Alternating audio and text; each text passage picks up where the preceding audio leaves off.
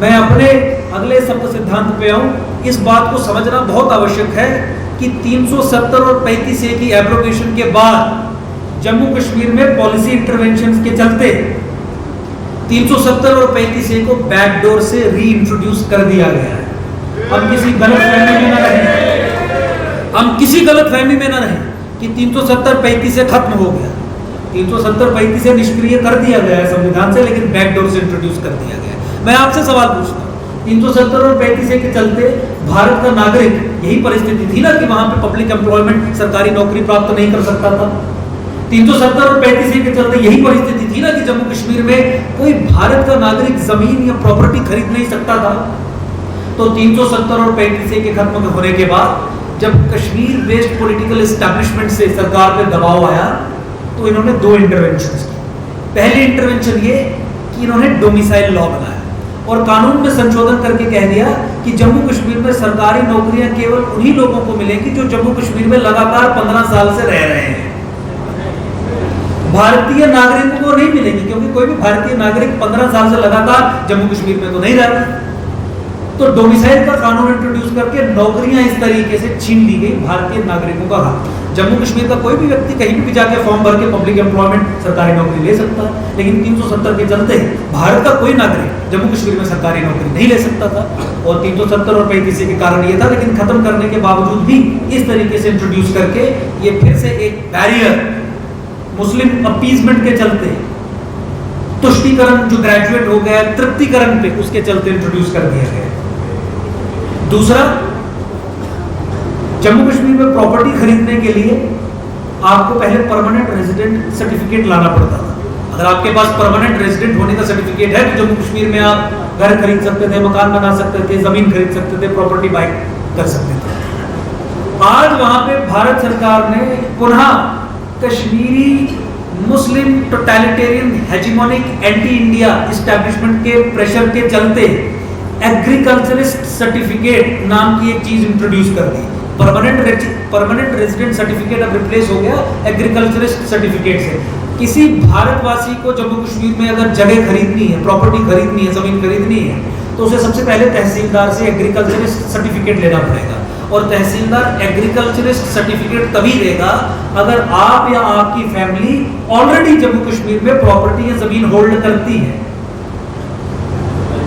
तो कॉन्सिक्वेंशली 370 और 35A के चलते आप होल्ड नहीं कर सकते थे, लेकिन अब ये शर्त रख दी गई कि ऑलरेडी अगर आपके पास जम्मू कश्मीर में प्रॉपर्टी है तो ही आप प्रॉपर्टी खरीद सकते हैं। तो 370 और 35A को बैकडोर से इंट्रोड्यूस कर दिया गया दोनों ही तरीकों से। भारत की नागरिकता लेने के लिए किसी यूएस या कैनेडियन सिटीजन को नेचुरलाइजेशन के प्रोसेस से अधिकतम 11 वर्ष लगेंगे, लेकिन किसी भारतवासी को जम्मू कश्मीर में नौकरी लेनी है तो उसे 15 वर्ष वहां पर रुकना पड़ेगा। तो 370-35 से बैकडोर से वापिस आए। और जैसा मैंने पहले बताया कि 370 और 35 के उस अरेंजमेंट के चलते तय ये किया गया था कि जम्मू कश्मीर में सत्ता केवल कश्मीरी मुस्लिम एस्टैब्लिशमेंट को दी जाएगी। उस समय की सोच थी कि एक मुस्लिम मेजॉरिटी स्टेट है जिसने हिंदू मेजॉरिटी कंट्री का दामन 1947 में थामा है, पाकिस्तान का दामन नहीं थामा है। तो जम्मू कश्मीर में अगर डेमोक्रेसी का चेहरा मुसलमान होगा तो दुनिया को हम बता सकते हैं कि इंडियन डेमोक्रेसी और सेक्युलरिज्म की कितनी बड़ी विक्ट्री है। और इस अरेंजमेंट के चलते हिंदुओं की, सनातनियों की बलि दे दो, उन्हें गुलाम बना दो उन जिहादियों का, उन्हें गुलाम बना दो उन पैन इस्लामिस्ट ताकतों का जो मुस्लिम ब्रदरहुड के मॉडल पे चलते पॉलिटिकल पार्टीज का चोला पहन के जिहाद को आगे बढ़ाने का काम कर रही हैं। पिछले 70 सालों में नहीं होता। तो अरेंजमेंट था जम्मू कश्मीर में सत्ता की बागडोर केवल कश्मीरी मुस्लिम एस्टैब्लिशमेंट के हाथ में ही रहेगी। अब आप 370 और 35 के खत्म होने के बाद देखिए, जिसमें ये बैलेंस ऑफ पावर शिफ्ट करने का, चेंज करने का समय आया, तो भारत सरकार ने देखिए कैसे जम्मू संभाग और सनातन समाज की पीठ में छुरा घोंपा।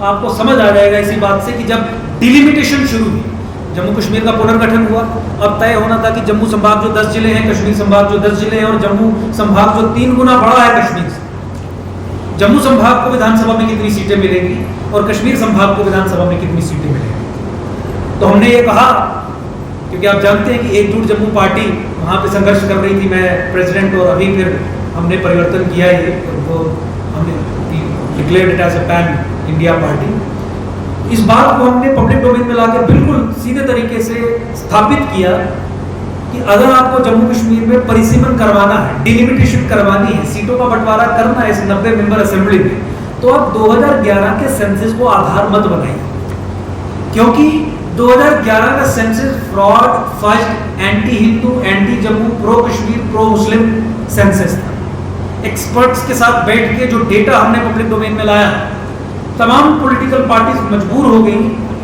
ये पब्लिक पोजीशन लेने में कि जम्मू कश्मीर में जितने भी सेंसस ऑपरेशंस हुए वो फ्रॉड और फर्ज थे।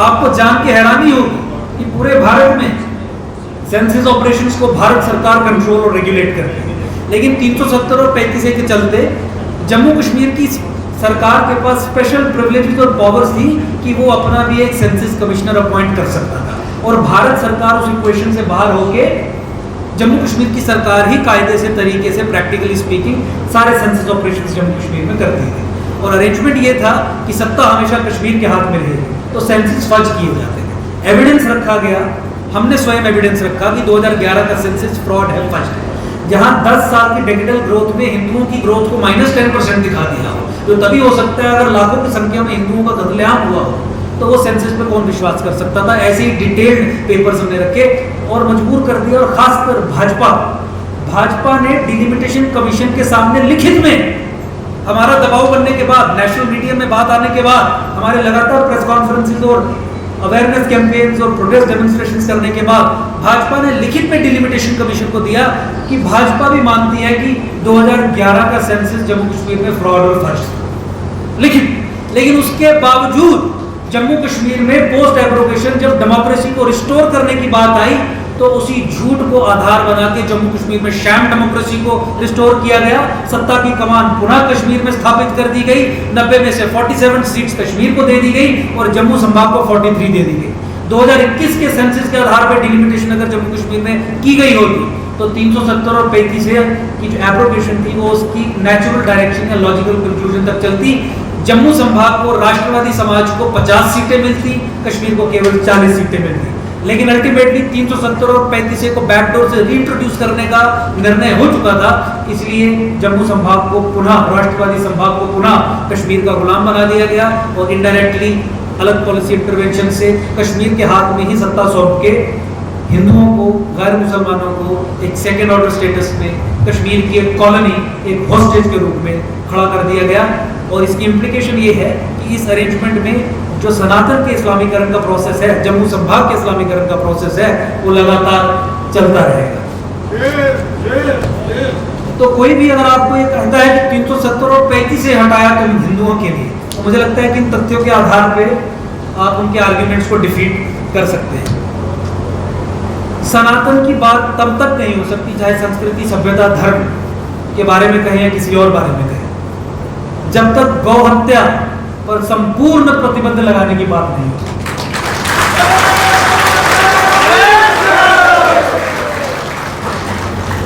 हमने अपने सप्त सिद्धांतों में ये डाला है कि गौ हत्या पे संपूर्ण प्रतिबंध लगाया जाएगा। और इस बात की घोषणा उद्घोषणा हरिद्वार की पावन धरती से हो रही है। मुझे लगता है कि ईश्वरीय कृपा है और इसे करने में हम पूरे तरीके से सफल भी हैं। गाय, गंगा और राम सेतु को राष्ट्रीय धरोहर घोषित करना, ये भी हमने अपने सप्त सिद्धांतों में डाला। कुछ कानूनों को खत्म करने की बात हमने अपने सप्त सिद्धांतों में डाली। वक्फ एक्ट को ध्वस्त किया जाएगा, वक्फ एक्ट को खत्म किया जाएगा।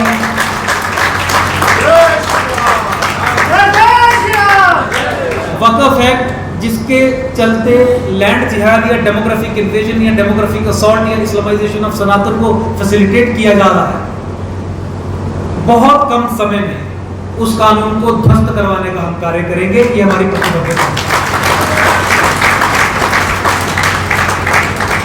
Places of worship act, places of worship act के चलते हमने 3 अपने महान मंदिरों की पुनर्स्थापना की बात दूसरे सप्त सिद्धांत में कही। प्लेसेस ऑफ वर्शिप एक्ट को खत्म करके, रिपील करके, क्वैश करके, तबाह करके, बस्ट करके हम 40,000 वो मंदिर जो पिछले 800 वर्षों में ध्वस्त किए गए, उनकी पुनर्स्थापना का प्रण आज लेते हैं।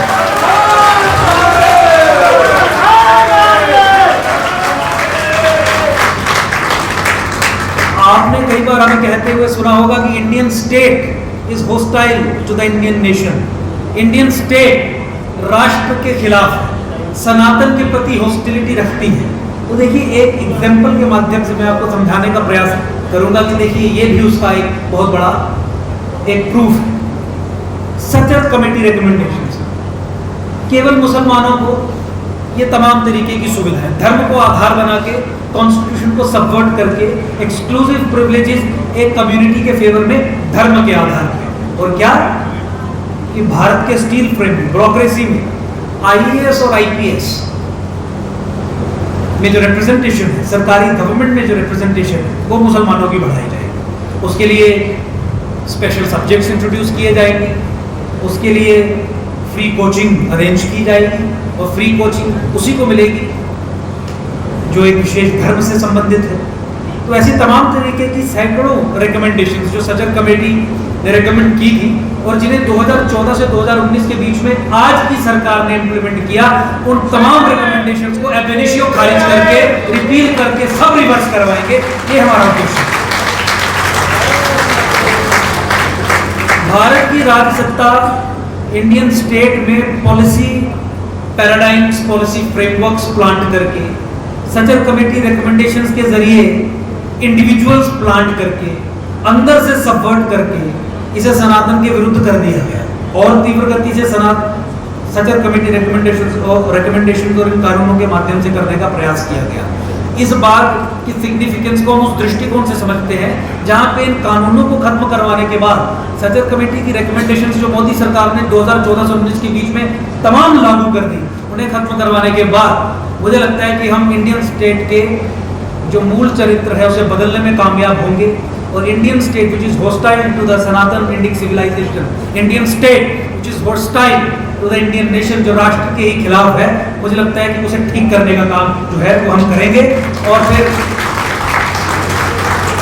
स्टेट जो है, state as a political entity, सरकार उसमें एक हिस्सा है, सनातन के साथ सम होकर कार्य करेगी। और बहुत सारे ऐसे सवाल, हम ऐसा क्यों कर रहे हैं, सरकार ऐसा क्यों कर रही है, सरकार हिंदुओं पर अत्याचार क्यों कर रही है, मुझे लगता है कि बहुत सारे ऐसे सवाल जो हैं वो भी हम होंगे। और पहली बार एकम सनातन भारत दल एक ऐसी पॉलिटिकल पार्टी है जिसने इस प्रॉब्लम को उसके असली नाम से पुकारने का काम किया है। नॉर्मली राष्ट्र के संरक्षण हेतु ही स्टेट का निर्माण होता है और ये वाइल्डेस्ट इमेजिनेशन में भी हम नहीं सोच सकते कि स्टेट ही राष्ट्र को खत्म करेगी। तो हम बहुत बार कहते हैं कि Indian state is an abnormal state. क्यों? क्योंकि ये राष्ट्र के खिलाफ है। और खिलाफ कैसे की गई है?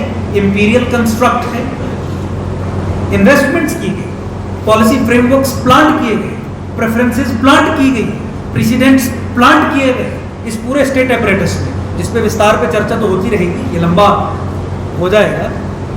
तो उसे ध्वस्त करना, उस दृष्टिकोण से हमने ये पहले सप्त सिद्धांतों में रखा। और फेरिस्ट बहुत लंबी है। इंडियन स्टेट को, इंडियन राष्ट्र के सम करना, उसके इंटरेस्ट्स को, सनातन संस्कृति सभ्यता के इंटरेस्ट्स को न केवल प्रोटेक्ट करना, कंसोलिडेट करना, बल्कि बढ़ाना, उस दिशा में ले जाने का काम पहली बार इंडिपेंडेंस के बाद केवल और केवल एकम सनातन भारत दल ही करेगा। क्योंकि केवल और केवल एकम सनातन भारत दल ने ही ये घोषणा की है और इस प्रॉब्लम को इस तरीके से समझा है। जनसांख्यिकी हमले के बारे में हमने बात की, डेमोग्राफिक चेंज, बहुत सारी चीजें बताई।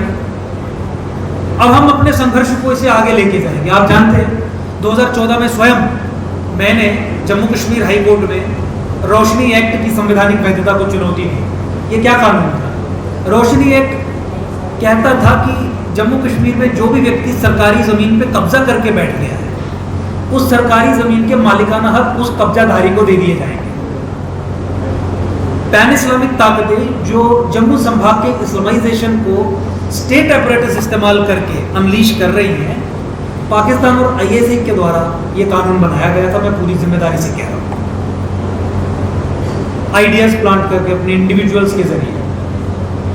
और इस कानून में सरकारी जमीनों के मालिकाना हक जम्मू संभाग में केवल और केवल ओवरवेलमिंगली जो केसेस प्रोसेस हुए उसमें जो सक्सेस रेट हुआ मुसलमानों को दिए गए और हजारों कनाल जमीन पे डेमोग्राफिक चेंज करने के आइडिया से वहां पे उन्हें स्थापित कर दिया।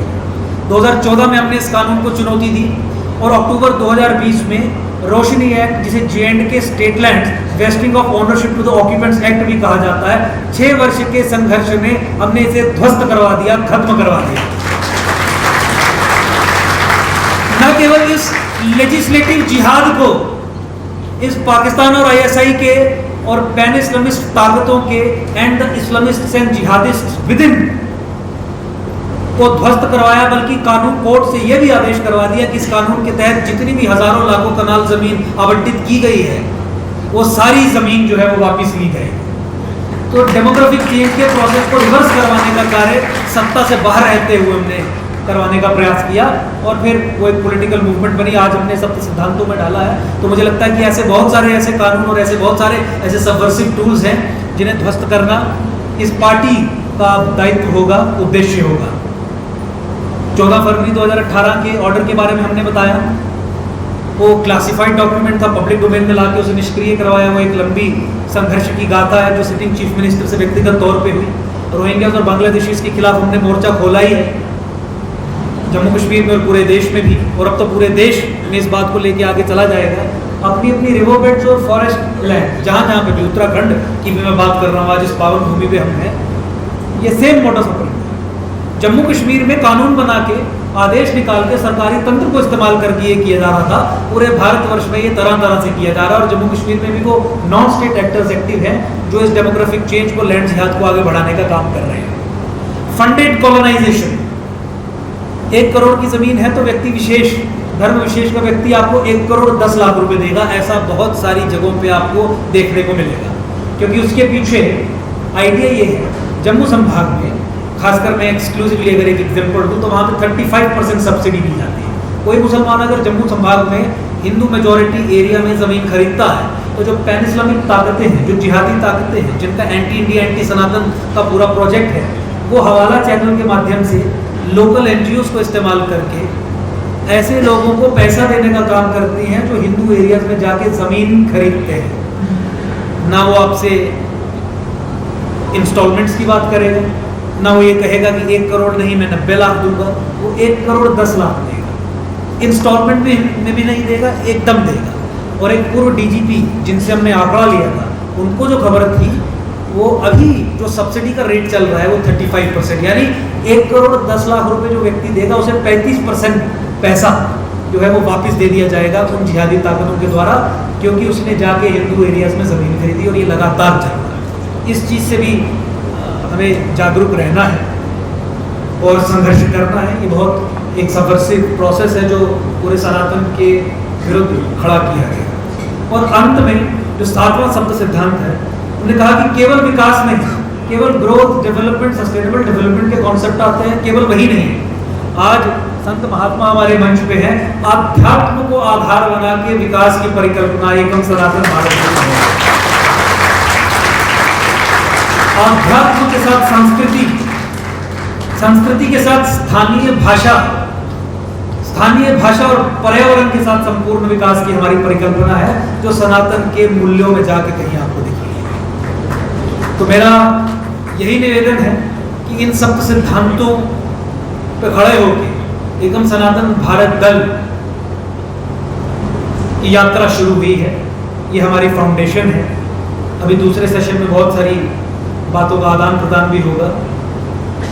आप अपनी कमर कस लीजिए, 2024 के चुनाव के लिए कस लीजिए। इन सप्त सिद्धांतों के चलते आज देश में ये रियलाइजेशन है कि ये सनातन धर्मियों के असली मुद्दे हैं, जिन्हें आज तक किसी पॉलिटिकल पार्टी ने आर्टिकुलेट नहीं किया। और आज हम आम पृष्ठभूमि से लोग यहाँ पे बैठे हुए इतनी भारी संख्या में आज जब पार्टी बनाने की घोषणा कर रहे हैं, तो मुझे लगता है कि ये वाकई ऐतिहासिक क्षण है, क्योंकि बिना किसी बैगेज के आज सनातन कम्युनिटी में, सनातन समाज में जो मोबिलाइजेशन हुई है, उस मोबिलाइजेशन का परिणाम है कि इतनी भारी संख्या में आज लोग यहाँ पे बैठे हुए हैं। और मुझे लगता है कि आम व्यक्ति जब क्रांति के लिए खड़ा होता है तो ही असल क्रांति आती है। सनातन क्रांति का समय आ गया है, एकम सनातन भारत दल का समय आ गया है। ये एक ऐसा आइडिया है जिसका समय आ गया है और मुझे नहीं लगता कि कोई भी अब हमें रोक सकता है। We have to be consistent, सशक्त होके, एकजुट होके आगे की यात्रा करनी है। ऑर्गेनाइजेशनल स्ट्रक्चर्स क्या बनाए जाएंगे उसके बारे में जानकारी दी जाएगी। किस तरीके से 28 राज्यों और 8 केंद्र शासित प्रदेशों में हमारी टीम्स का गठन होगा, वहाँ पे भी स्टेट प्रेसिडेंट्स होंगे, यूटी प्रेसिडेंट्स होंगे, उनकी टीम्स होंगी। नीचे फिर डिस्ट्रिक्ट लेवल तक टीम बनाने का कार्यक्रम शुरू किया जाएगा, ब्लॉक लेवल तक, पंचायत लेवल तक और अल्टीमेटली बूथ लेवल तक। और मुझे लगता है कि आने वाले 2024 के चुनाव में इसी जोश के साथ अगर हम पूरे देश में काम करेंगे तो 2024 के चुनाव में पूरा भारत ही यही कहेगा कि अब तो केवल विकल्प की बात छोड़ दीजिए, सनातनियों के लिए 24 में पार्टी ही एक है, वो एकम सनातन भारत है। बहुत बहुत धन्यवाद।